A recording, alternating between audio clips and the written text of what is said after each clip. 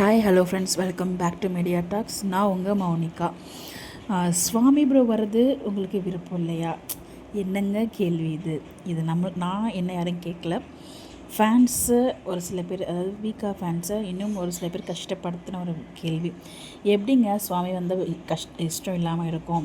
அந்த இடத்துல சுவாமி வந்தாலும் சரி, எல்பி வந்தாலும் சரி, சுவாமிக்கு தனியாக ஃபேன் பேஸ் இருக்காங்க, எல்பிக்கு தனியாக ஃபேன் பேஸ் இருக்காங்க. எல்பி ஃபேன்ஸ்க்கு சுவாமி பிடிக்கும், சுவாமி ஃபேன்ஸ்க்கு எல்பி பிடிக்கும்.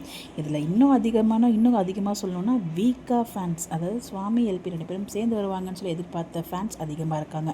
இது உங்களுக்கு புரியும்னு நினைக்கிறேன். பட் வந்து இந்த இடத்துல அவங்க அப்போவே சுவாமியை மட்டும் போட்டிருந்தாங்கன்னா, ஸோ அதாவது வீக்கா ஃபேன்ஸ் அண்ட் எல்லா ஃபேன்ஸுக்குமே அது பெரிய கஷ்டமாக இருந்திருக்காது. இவங்க ஒரு ஹைப்பை கொடுக்கணும், உங்களோட இதுக்காக நீங்கள் ஹைப்பை கொடுக்கணும் அப்படின்னு சொல்லிட்டு நீங்கள் பிளர் பண்ணி போட்டு அதில் பக்கத்தில் அன்எக்ஸ்பெக்டட் காம்போன்னு சொல்லி போட்டிருந்தது ஓகே. பட் எதுக்காக நீங்கள் விஜய் காவேரியோட ஃபேன் பேஜஸை நீங்கள் டேக் பண்ணீங்க? அங்கே தானே நிறைய பேருக்கு கேள்வி வந்துச்சு. ஸோ அப்படிங்கிறப்ப இதுக்கு என்ன சொல்லலாம்னா, ஸோ சுவாமி வரது யாருக்கும் பிடிக்கல, சுவாமிக்கு நீங்கள் சப்போர்ட் பண்ண மாட்டிங்களா அப்படிங்கிற மாதிரி அடுத்த ஒரு சில நெகட்டிவ் போயிட்டுருக்கு. அது அந்த கமெண்ட்ஸ்லேயே வந்து டிஸ்கஷன்லாம் போச்சு. ஸோ இப்போ அந்த கலர்ஸ் ஆஃப் இந்தியாவில் அது அப்படியே கமெண்ட்ஸை தூக்கிட்டாங்க. லைக்ஸை விட கமெண்ட்ஸ் தான் அதிகமாக இருந்துச்சு. இப்போ அந்த கமெண்ட்ஸே இல்லாமல் ஆக்கிட்டாங்க. உங்களுக்கே தெரியும், சுவாமிக்கும் தனியாக இருக்காங்க, எல்பிக்கும் தனியாக இருக்காங்கன்னு சொல்லிட்டு நீங்கள் அப்போவே சுவாமி மட்டும் போட்டிருந்தீங்கன்னா இப்போ யாருமே இவ்வளோ ஃபீல் பண்ண போகிறது கிடையாது. இப்போ ஃபேன்ஸ்குள்ளே அவ்வளோ ஒரு ஃபீலிங், அதாவது ரொம்ப எதிர்பார்த்து காத்துட்டு இருந்தாங்க. ஆல்ரெடி வந்து பார்த்திங்கன்னா 2 பேரும் இன்வைட் பண்ணியிருந்தீங்க, சுவாமியில் வர முடியல, பிகாஸ் ஒரு சில பர்சனல் ரீசன்ஸ்னால, அவரோட மூவி ரிலீஸ்னால. அதுக்கே பல பிரச்சனைகள்லாம் கடந்து வந்தார். உங்கள் எல்லாருக்குமே அது தெரியும்.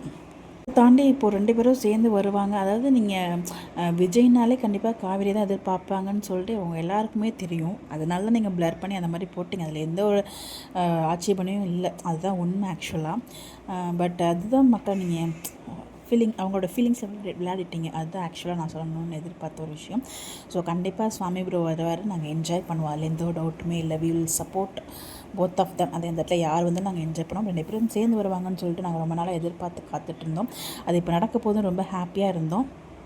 அதுவும் நீங்கள் அந்த ஹைப்பை கொடுத்து எங்களை நம்ப வச்சது தான் காரணம். இல்லை நீங்கள் அப்போவே ஜஸ்ட்டு சுவாமியோட எல்லார் ஃபோட்டோவும் நீங்கள் ஷேர் பண்ண மாதிரி இவரோட ஃபோட்டோவும் ஷேர் பண்ணிங்கன்னா இங்கே இந்த இவ்வளோ பெரிய ப்ராப்ளமே இங்கே வந்திருக்காது.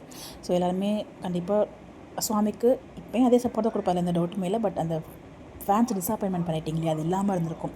அதுதான் கொஞ்சம் வருத்தமாக இருக்குது. ஸோ கண்டிப்பாக 21st March we will enjoy சுவாமியோட தட் மலேசியா ஈவெண்ட். அதில் எந்த ஒரு டவுட்டுமே இல்லை. கண்டிப்பாக சப்போர்ட் பண்ணுவோம். எங்கே இருந்தாலும் யாராக இருந்தாலும் நாங்கள் சப்போர்ட் பண்ணுவோம். அது வீக்கா ஆர் ஸ்வலாக்ஸ் சுவாமின்னா தான் நான் லக்ஷ்மி பிரியா, யாருக்காக இருந்தாலும் நாங்கள் சப்போர்ட் பண்ணாலும் எந்த டவுட்டுமே இல்லை. So will wait for that day. கண்டிப்பாக ஒரு நல்ல ஒரு மொமெண்ட் காத்துட்ருக்கு. அதில் எந்த ஒரு டவுட்டுமே இல்லை. இந்த வீடியோ எதுக்காகனா, ஸோ சுவாமி இதனால தான் உங்களுக்கு அப்படி நிறைய ஒரு நெகட்டிவ் அவரை பற்றி அகைன் ரோல் ஆகிட்டு இருக்குது. அதுக்கான ஒரு கிளாரிஃபிகேஷன் வீடியோ தான் இது.